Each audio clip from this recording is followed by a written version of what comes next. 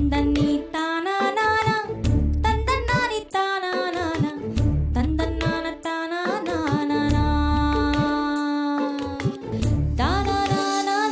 ಅಜ್ಜಿ ಕತೆ ಹೇಳಜ್ಜಿ. Hi friends, ನಾನು ಲಕ್ಷ್ಮಿ. ಹಣದ ಉಳಿತಾಯ ಅನ್ನೋದು ತುಂಬಾ ಮುಖ್ಯ. ಇಂದು ನಾವು ಉಳಿಸೋ ಹಣ ನಾಳೆ ನಮ್ಮ ಕಷ್ಟಕ್ಕೆ ನೆರವಾಗುತ್ತೆ ಅನ್ನೋದ್ರಲ್ಲಿ ಎರಡು ಮಾತಿಲ್ಲ. ಇವತ್ತು ನಮ್ಮ ಅಜ್ಜಿ ಅವಳು ಶಾಲೆಗೆ ಹೋಗ್ತಾ ಇದ್ದಾಗ ಆದ ಒಂದು ಘಟನೆಯನ್ನ ಹೇಳ್ತಾಳಂತೆ. ಆ ಘಟನೆಯಲ್ಲಿ ನಾವು ತಿಳ್ಕೋಬೇಕಾದ ಅಂಶಗಳು ಸಾಕಷ್ಟಿದೆ. ಬನ್ನಿ ಕೇಳೋಣ.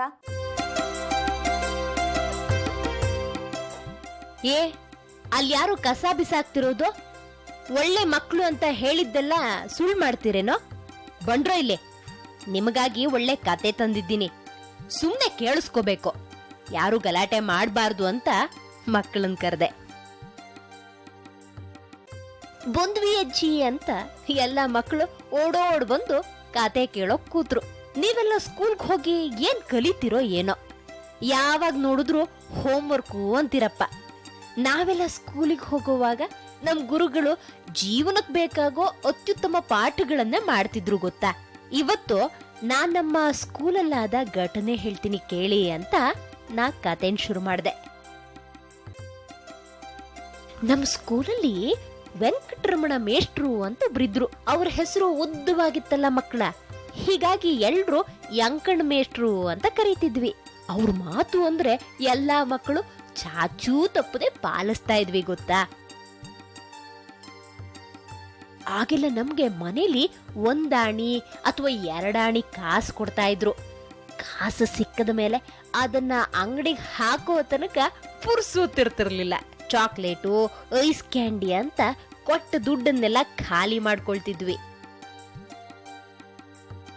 ಚಾಕ್ಲೇಟು, ಬಾಳೆಹಣ್ಣು ಎಲ್ಲ ತಿಂದ ಮೇಲೆ ಅದರ ಸಿಪ್ಪೆನ ಎಲ್ಲಿ ಬೇಕು ಅಲ್ಲಿ ಎಸಿತಿದ್ವಿ. ಹೀಗಾಗಿ ರಸ್ತೆ ತುಂಬಾ ಗಲೀಜಾಗುವುದು.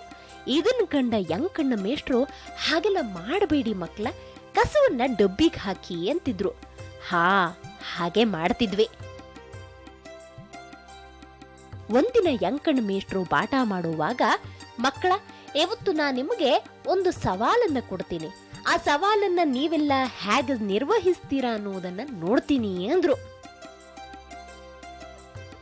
ಆಗ ನಾವೆಲ್ಲ ಕೂತಲ್ಲೇ ಯಂಕಣ್ಣ ಮೇಷ್ಟ್ರು ಏನ್ ಸವಾಲ್ ಕೊಡ್ತಾರೆ ಅನ್ನೋದ್ರ ಬಗ್ಗೆ ಗುಸು ಗುಸು ಪಿಸು ಪಿಸು ಅಂತ ಮಾತಾಡ್ಕೊಳ್ಳೋಕ್ ಶುರು ಮಾಡಿದ್ವಿ. ಆಗ ತಮ್ಮ ಮಾತನ್ನ ಮುಂದುವರಿಸಿದ ಯಂಕಣ್ಣ ಮೇಷ್ಟ್ರು, ನೋಡಿ ಮಕ್ಕಳ, ನೀವೆಲ್ಲರೂ ಇಷ್ಟು ದಿನ ಏನು ಖರ್ಚು ಮಾಡಿದ್ರೋ ಅದನ್ನ ಇನ್ನು ಮುಂದೆ ಮಾಡಂಗಿಲ್ಲ. ಇನ್ನು 1 ತಿಂಗಳಲ್ಲಿ ಯಾರು ಅತಿ ಅಮೂಲ್ಯವಾದ ಉಳಿತಾಯ ಮಾಡಿ ತೋರಿಸ್ತಿರೋ ಅವರು ಸವಾಲ್ನಲ್ಲಿ ಗೆದ್ದ ಹಾಗೆ ಅಂತ ಅಂದ್ಬಿಟ್ರು. ಅಯ್ಯೋ, ಅದ್ಯಾಕ್ ಸಾಧ್ಯ? ನಾವಿನ್ನೂ ಶಾಲೆಲಿ ಓದ್ತಾ ಇದ್ದೀವಿ, ನಮ್ ಬಳಿ ದುಡ್ಡಲ್ಲಿ ಬರುತ್ತೆ ಮೇಷ್ಟ್ರೆ ಅಂತ ಎಲ್ಲಾರು ಒಟ್ಟಿಗೆ ಕೇಳಿದ್ವಿ. ಆಗ ಮೇಷ್ಟ್ರು, ನಿಮ್ಮಪ್ಪ ಅಮ್ಮ ಕೊಟ್ಟ ಹಣವನ್ನ ತಿಂಡಿಗೆ ಪೋಲ್ ಮಾಡ್ತಾ ಇರೋದನ್ನ ನಾನು ಗಮನಿಸಿದ್ದೀನಿ. ಇಂದು ನಾವು ಉಳಿಸೋ ಹಣ ನಾಳೆ ನಮ್ಮನ್ನು ಉಳಿಸುತ್ತೆ. ನನ್ನ ಸವಾಲನ್ನ ಸ್ವೀಕರಿಸಿ ಅಂತ ಹೇಳಿದ್ರು. ನಾವೆಲ್ಲ ಜಾಣ ಮಕ್ಕಳಾಗಿದ್ವಲ್ಲ, ಅದಕ್ಕಾಗಿ ಮೇಷ್ಟ್ರೆ ಸವಾಲಲ್ಲಿ ಗೆದ್ದವರಿಗೆ ಏನ್ ಕೊಡ್ತೀರಾ ಅಂತ ಕೇಳಿದ್ವಿ. ಆಗ ಯಂಕಣ್ಣ ಮೇಷ್ಟ್ರು, ಗೆದ್ದವರಿಗೆ ನಾನು ದೊಡ್ಡ ಬಹುಮಾನ ಕೊಡ್ತೀನಿ ಅಂದ್ರು. ನಮಗೆಲ್ಲ ತುಂಬಾನೇ ಖುಷಿಯಾಗೋಯ್ತು. ಮತ್ತೇನ್ ಹೇಳಿದ್ರು ಗೊತ್ತಾ ಮಕ್ಕಳ, ಯಾರು ನನ್ನ ಮಾತನ್ನ ಕಡೆಗಣಿಸಬಾರದು. ಇನ್ನು 1 ತಿಂಗಳಾದ ಮೇಲೆ ನಾನೇ ಎಲ್ಲಾರನ್ನ ಕರೆದು ವಿಚಾರಿಸ್ತೀನಿ. ಅಷ್ಟೇ ಅಲ್ಲ, ನಾನು ಯಾರಿಗೂ ತಿಳಿಯದ ಹಾಗೆ ಎಲ್ಲರನ್ನ ಗಮನಿಸ್ತೀನಿ ಅಂದ್ರು. ನಮ್ಗೆಲ್ಲ ದಿನಾಲು ಪೇಟೆ ತಿಂಡಿ ತಿಂದು ರುಚಿ ಹಿಡಿದಿತ್ತಲ್ಲ, ಇನ್ನು ಮುಂದೆ ಏನ್ ಮಾಡೋದು ಅಂತ ತೋಚದೆ ಹೋಯ್ತು. ಕೆಲವರು ಇನ್ನಾವೆಲ್ಲ ಖರ್ಚು ಮಾಡೋದೇ ಇಲ್ಲ, ಹೇಗಾದ್ರೂ ಮಾಡಿ ಹಣ ಉಳಿಸಿ ಮೇಷ್ಟ್ರ ಹತ್ರ ಭೇಷ್ ಅನ್ನಿಸ್ಕೋಬೇಕು ಅಂತ ಮಾತಾಡ್ಕೊಂಡ್ರು.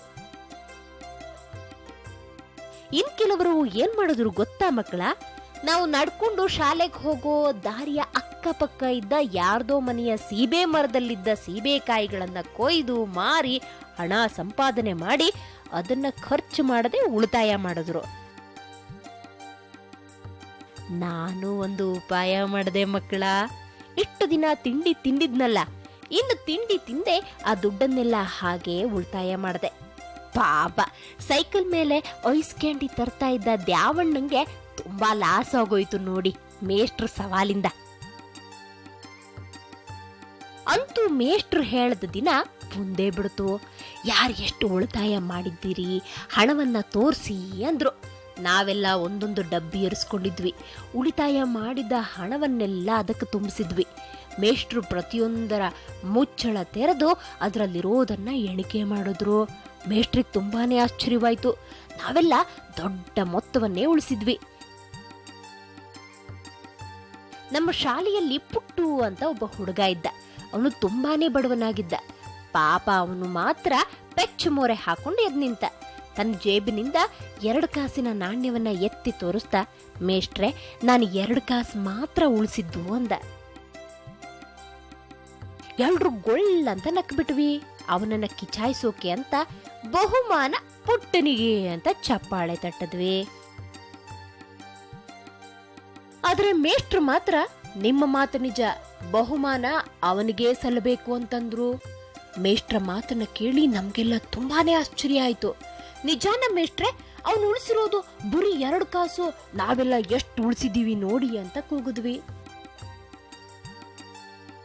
ಅದಕ್ಕೆ ಮೇಷ್ಟ್ರು ಏನ್ ಹೇಳಿದ್ರು ಗೊತ್ತಾ ಮಕ್ಳೇ?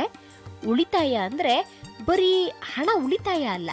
ನಮ್ಮ ಪುಟ್ಟನ ಮನೆ ಇರೋ ಕೇರಿಯಲ್ಲಿ ಒಂದೇ ಒಂದು ಬಾವಿ ಇರೋದು.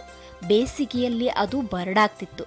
ಆದ್ರೆ ಆ ಕೇರಿಯವರೆಲ್ಲ ದೂರದಿಂದ ಕೊಡದಲ್ಲಿ ನೀರು ಹೊತ್ತು ತರೋ ದುಸ್ಥಿತಿ ಇತ್ತು. ಹೋದ ವರ್ಷ ನಾನು ನೀರಿಂಗಿಸೋ ಬಗ್ಗೆ ಮಾಡಿದ ಪಾಠವನ್ನ ಕೇಳಿದ ಪುಟ್ಟ ಕಳೆದ ಮಳೆಗಾಲದಲ್ಲಿ ಬಾವಿಯ ಬಳಿ ತನ್ನಲ್ಲಿದ್ದ ಹಣವನ್ನ ಖರ್ಚು ಮಾಡಿ ಇಂಗುಗುಂಡಿಗಳನ್ನ ತೋಡಿಸಿದ್ದ. ಅಲ್ಲಿ ನೀರಿಂಗಿಸೋ ವ್ಯವಸ್ಥೆ ಮಾಡಿದ್ದ. ವ್ಯರ್ಥವಾಗಿ ಹರಿದು ಹೋಗೋ ನೀರನ್ನ ಭೂಮಿ ಒಳಗ್ ಹೋಗುವಂತೆ ಮಾಡಿ ಅಂತರ್ಜಲ ಮಟ್ಟ ಹೆಚ್ಚಿಸಿದ್ದ. ಈ ವರ್ಷ ಬಿರು ಬೇಸಿಗೆಯಲ್ಲೂ ಬಾವಿ ಬತ್ತಲಿಲ್ಲ. ಮೊಗಿದಷ್ಟು ನೀರು ಬುಳುಬುಳು ಅಂತ ಉಕ್ಕಿ ಬರ್ತಿತ್ತು. ಕೇರಿಯವರಿಗೆಲ್ಲ ಪುಟ್ಟ ಮಾಡಿದ ಕೆಲಸದಿಂದ ತುಂಬಾನೇ ಅನುಕೂಲವಾಗಿತ್ತು. ಇದನ್ನೆಲ್ಲ ನಾನು ಗಮನಿಸ್ತಿದ್ದೆ. ಹನಿ ಹನಿ ನೀರಿನ ಉಳಿತಾಯ ಕೂಡ ಹಣಕ್ಕಿಂತ ಅಮೂಲ್ಯವಾದದ್ದು ಮಕ್ಕಳ ಅಂದ್ಬಿಟ್ರು. ಜನರಿಗೆ, ಪ್ರಾಣಿಗಳಿಗೆ, ಪಕ್ಷಿಗಳಿಗೆ, ಸಸ್ಯಗಳಿಗೆ ಬದುಕೋದಕ್ಕೆ ಮುಖ್ಯವಾಗಿ ಬೇಕಾಗಿದ್ದು ನೀರು. ಅಂತಹ ನೀರನ್ನ ಉಳಿಸಿಕೊಡೋದೆ ಎಲ್ಲ ಉಳಿತಾಯಕ್ಕಿಂತ ದೊಡ್ಡ ಉಳಿತಾಯ. ಈಗ ಹೇಳಿ, ಯಾರಿಗ್ ಬಹುಮಾನ ಅಂತ ನಮ್ಮನ್ನು ಕೇಳಿದ್ರು. ಆಗ ನಮ್ಗೆಲ್ಲ ಪುಟ್ಟನ ಉಳಿತಾಯ ದೊಡ್ಡದು ಅಂತ ಗೊತ್ತಾಯ್ತು. ಎಲ್ಲರೂ ಒಟ್ಟಾಗಿ ಪುಟ್ಟನೇ ಗೆದ್ದಿದ್ದು, ಪುಟ್ಟನೇ ಗೆದ್ದಿದ್ದು ಅಂತ ಜೋರಾಗಿ ಹೇಳಿದ್ವಿ.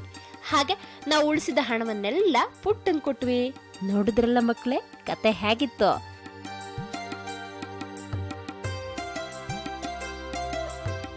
ನೀರು ಅನ್ನೋದು ಅಮೃತಕ್ಕಿಂತ ಅತ್ಯಮೂಲ್ಯವಾದದ್ದು. ಹಾಗಾಗಿ ನೀರನ್ನ ನಾವೆಲ್ಲ ಉಳಿಸ್ಕೊಳ್ಳೋದು ಅತಿ ಮುಖ್ಯ. ಹನಿ ಹನಿ ನೀರು ಕೂಡ ಅತಿ ಅವಶ್ಯಕ ಅನ್ನೋದನ್ನ ಅರಿಯೋಣ. ಅನಾವಶ್ಯಕ ಪೋಲು ಮಾಡದೆ ಬಳಸ್ಕೊಳ್ಳೋಣ.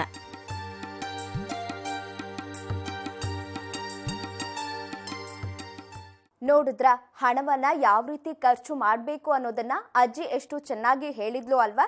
ಈಗ ನಾವು ಎಲ್ಲವನ್ನೂ ನುಂಗಿ ನೀರು ಕುಡಿಯಬಲ್ಲ ಶಕ್ತಿ ಹೊಂದಿರೋ ಸುನಾಮಿ ಬಗ್ಗೆ ತಿಳಿದುಕೊಳ್ಳೋಣ. ಸುನಾಮಿ ಅಂದ್ರೆ ಏನು, ಅದು ಹೇಗೆ ಬರುತ್ತೆ ಅನ್ನೋದನ್ನೆಲ್ಲ ತಿಳಿಯೋಕೆ ಎಲ್ಲ ರೆಡಿ ಇದ್ದೀರಾ ಅಲ್ವಾ? ಇವತ್ತು ಬಚ್ಲು ಮನೆಯಲ್ಲಿ ನಲ್ಲಿ ಕಿತ್ತು ಕೈಗೆ ಬಂದು ಎಷ್ಟೆಲ್ಲಾ ಪ್ರಾಬ್ಲಮ್ ಆಯ್ತು ಗೊತ್ತಾ? ಒಂದೇ ಸಲಕ್ಕೆ ಸುನಾಮಿ ಬಂದಂಗೆ ಆಯ್ತು. ಹಂಗೆಲ್ಲ ಆಯ್ತಾ? ಏನ್ ಸುನಾಮಿ ಅಂದ್ರೆ ಸಣ್ಣದು ಅನ್ಕೊಂಡ್ಬಿಟ್ಟಿದ್ಯಾ ಹಿಂಗೆ? ಅಯ್ಯೋ ಗೊತ್ತು ಮಾರಾಯ, ಸುನಾಮಿ ಅಂದ್ರೆ ಅದ್ರ ಪ್ರಾಬಲ್ಯ ಕೂಡ ಚಿಕ್ಕದಲ್ಲ ಅನ್ನೋದು ತಿಳಿದಿದೆ.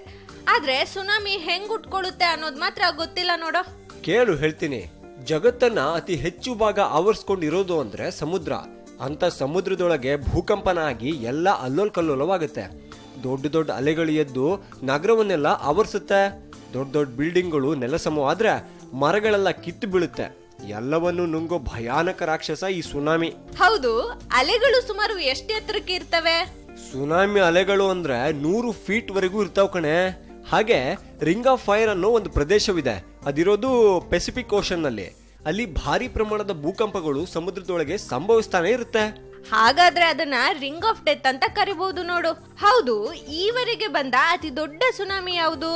2004ರಲ್ಲಿ ಬಂದಿತ್ತಲ್ಲ ಸುನಾಮಿ, ಅದೇ ನಮ್ ದೇಶವೂ ಸೇರಿ 14 ದೇಶದಲ್ಲಿ ಬಂದು ಎಲ್ಲ ಕ್ಲೀನ್ ಕಿಶ್ನಪ್ಪ ಮಾಡ್ತಲ್ಲ, ಆ ಸುನಾಮಿ ಈವರೆಗೆ ಜಗತ್ತು ಕಂಡಂತಹ ಅತಿ ಕೆಟ್ಟ ಸುನಾಮಿ. ಆ ಸುನಾಮಿ ಹೊಡೆತಕ್ಕೆ 2 ಲಕ್ಷಕ್ಕೂ ಜಾಸ್ತಿ ಜನ ಸತ್ತೋಗಿದ್ರೆ ಇನ್ನೂ ಹೆಚ್ಚಿನ ಸಂಖ್ಯೆಯಲ್ಲಿ ಜನರು ಮನೆ ಮಠ ಕಳ್ಕೊಂಡು ನಿರ್ಗತಿಕರಾದ್ರು. ಸಾಲದಕ್ಕೆ ಸಾಂಕ್ರಾಮಿಕ ರೋಗಗಳು ಅಟ್ಕಾಯಿಸ್ಕೊಂಡು ಜನರೆಲ್ಲ ಸಾಕಪ್ಪ ಸಾಕು ಈ ಸುನಾಮಿ ಅಂತ ದೇವರಲ್ಲಿ ಕೇಳ್ಕೊಂಡ್ರು. ನಿಜಕ್ಕೂ ಸುನಾಮಿ ಅಂದ್ರೆ ಯಮರಾಜನ್ ಮನೆಯಿಂದ ಬಂದಿದ್ದು ಅಂತ ಅನ್ಬಹುದು ನೋಡು. ಯಪ್ಪ, ಈ ಸುನಾಮಿ ಯಾವಾಗ ಬರುತ್ತೋ ಅಂತ ಭಯ ಆಗ್ತಿದೆ ಕಣೋ. ನಮ್ಮಲ್ಲಿ ಒಂದೇ ಒಂದು ಬಾರಿ ಸುನಾಮಿ ಆಗಿದ್ದಕ್ಕೆ ಹಿಂಗ ಆಡ್ತೀವಿ. ಜಪಾನ್ ದೇಶವನ್ನು ನೋಡು, ಅಲ್ಲಿ ಸುನಾಮಿ ಅನ್ನೋದು ತೀರಾ ಕಾಮನ್ನು. ಅದ್ರ ಜೊತೆ ಭೂಕಂಪಗಳು ಕೂಡ ಅತಿ ಸಾಮಾನ್ಯ. ಬಿಲ್ಡಿಂಗ್ ಎಲ್ಲ ಬೀಳ್ಬೇಕು ಅಂದ್ರೆ ತುಂಬಾ ಸ್ಪೀಡ್ ಆಗಿ ಸುನಾಮಿ ಚಲಿಸ್ಬೇಕಲ್ವಾ? ಹೌದು, ಸುನಾಮಿಯ ವೇಗ ಎಷ್ಟು? ಸುನಾಮಿ ವೇಗವನ್ನ ಕೇಳೋಕೆ ಹೃದಯ ಗಟ್ಟಿ ಮಾಡ್ಕೋ. ಗಂಟೆಗೆ 500ರಿಂದ 800 ಕಿಲೋಮೀಟರ್ ವೇಗದಲ್ಲಿ ಚಲಿಸಬಲ್ದು. ಅಂದ್ರೆ ಜೆಟ್ ವಿಮಾನದ ವೇಗವಾಯ್ತು ಕಣೆ. ಆ ಗಾತ್ರದ ಅಲೆಗಳು ಅಷ್ಟು ವೇಗದಲ್ಲಿ ಬಂದು ಅಪ್ಪಳಿಸಿದ್ರೆ ಏನಾಗ್ಬೇಡ ಸ್ಥಿತಿ. ಯಪ್ಪ, ಹೌದು, ಈ ಸುನಾಮಿ ಅನ್ನೋ ಶಬ್ದ ತುಂಬಾ ಚೆನ್ನಾಗಿದೆ. ಎಲ್ಲಿಂದ ಬಂತು ಈ ಶಬ್ದ? ಏನು ಸುನಾಮಿ ಅರ್ಥ? ಆಕ್ಚುಲಿ ಸುನಾಮಿ ಅಂತ ಕರೆದ್ರೂ ಕೂಡ ಅದು ಶುರುವಾಗೋದು ಇಂಗ್ಲಿಶಿನ ಟಿ ಅಕ್ಷರದಿಂದ. ಇಂಗ್ಲಿಷಲ್ಲಿ TSUNAMI ಅಂತ ಬರೀತಾರೆ. ಜಪಾನ್ ಭಾಷೆಯಲ್ಲಿ TSU ಅಂದ್ರೆ ಹಾರ್ಬರ್ ಅಥವಾ ಬಂದರು ಅಂತ, ಮತ್ತೆ NAMI ಅಂದ್ರೆ ಅಲೆಗಳು ಅಂತ. ಹಾಗೆ ಗ್ರೀಕ್ ಇತಿಹಾಸಕಾರ ಟ್ಯುಸಿಡೈಡ್ಸ್ ಅನ್ನೋನು ತನ್ನ ಹಿಸ್ಟರಿ ಆಫ್ ಪೆಲೋಪೋನಿಸಿಯನ್ ಅನ್ನೋ ಗ್ರಂಥದಲ್ಲಿ ಸುನಾಮಿ ಉಲ್ಲೇಖ ಮಾಡಿದ್ದ. ಅಬ್ಬಾ, ಸೂಪರ್ ಕಣೋ. ಇನ್ನೊಂದು ಅಮೇಜಿಂಗ್ ಸಂಗತಿ ಹೇಳ್ತೀನಿ, ಕೇಳಿಸ್ಕೊ. ಸುನಾಮಿ ಅಥವಾ ಭೂಕಂಪ ಇಂಥದ್ದೆಲ್ಲ ಆಗೋಕ್ಕಿಂತ ಮುಂಚೆ ಪ್ರಾಣಿಗಳಿಗೆ ಗೊತ್ತಾಗುತ್ತಂತೆ. ಅವುಗಳು ಬೇರೆಯದೇ ತರದಲ್ಲಿ ರಿಯಾಕ್ಟ್ ಮಾಡ್ತಾವಂತೆ. ಹ್ಞೂ ಕಣೋ, ನಾನು ಒಂದ್ ವಿಡಿಯೋ ನೋಡಿದ್ದೆ. ಅದ್ರಲ್ಲಿ ಒಂದ್ ನಾಯಿ ಭೂಕಂಪ ಆಗೋದಕ್ಕೂ ಮುಂಚೆ ಓಡಿ ಹೋಗಿತ್ತು, ಗೊತ್ತಾ? ಹಂಗ? ಅಯ್ಯೋ, ಇವಾಗ ನಾನ್ ಮನೆಗೆ ಓಡ್ ಹೋಗಿಲ್ಲ ಅಂದ್ರೆ ಅಮ್ಮ ಬೈತಾರೆ. ಹೋಮ್ವರ್ಕ್ ಮಾಡೋದಿದೆ, ನಾಳೆ ಸಿಗ್ತೀನಿ, ಓಕೆನಾ? ಹ್ಞೂ ಕಣೋ, ಬಾಯ್. ಪುಟ್ಟನ ಉಳಿತಾಯ ಹೇಗಿತ್ತು ಅನ್ನೋದನ್ನು ನೋಡಿದ್ರೆ, ಜೊತೆಗೆ ಜಲರಾಕ್ಷಸ ಸುನಾಮಿಯ ಕಥೆಯನ್ನು ನೋಡಿದ್ರೆ. ಸರಿ, ಹಾಗಾದ್ರೆ ನಾನು ನಿಮ್ಮನ್ನ ಮುಂದಿನ ಸಂಚಿಕೆಯಲ್ಲಿ ಭೇಟಿಯಾಗ್ತೀನಿ. ಕತೆ ಮತ್ತು ಮಾಹಿತಿ ಜೊತೆ ಬರ್ತೀನಿ. ಅಲ್ಲಿವರೆಗೂ ನೋಡ್ತಾ ಇರಿ ಸರಳ ಜೀವನ. ಇದು ಮನುಕುಲದ ಒಳಿತಿಗಾಗಿ.